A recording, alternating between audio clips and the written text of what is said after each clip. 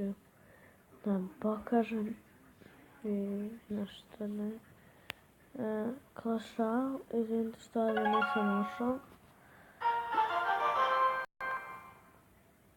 Tako. Da što je ušao? Pa ti me zezaš. Ti me zezaš. Kako bi ovo želeo. Ojo. Šteta što ne skupim. Sad skupljam gemove za to. Evo ga moj dek. Na meni. Kupit ću jedne ove. Što me košta. Para naravno. Mogu da ih upgrade-am, ne bih. Ovoga Royal Gianta sam se da kupi. Fali mi je 8 karata ili barbarija. Da ih upgradeam na level 7. Da još što mogu. Ljudi, ako imate 500 gemova, ovaj često vredi 1000 gemova.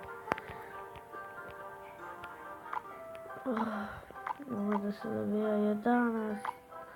Epic. Inače uđite u klan Lucky Kings. Ima nas malo nešto.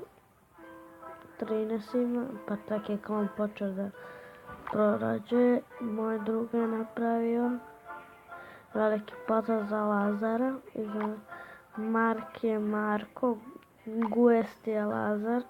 Tako da ima preko svog imena sa kako se zove Robloxa. Obavezno uđite u klan. Ko će, naravno. Ne mogu sad da stavim dođu ovo kad sam ja ušao. Ovo je Guest. Ajde da ih pošaljem neku moju borbu.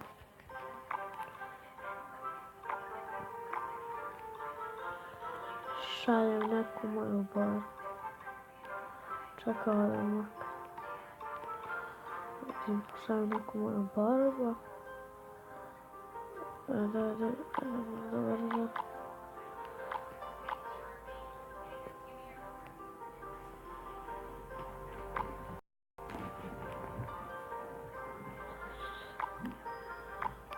Ok, i to je bilo to što se tiče ovog klipa, nadam se da ste uživali, ako obavezno stavite like, share, subscribe i vidimo se u narednom klipu. Ćao!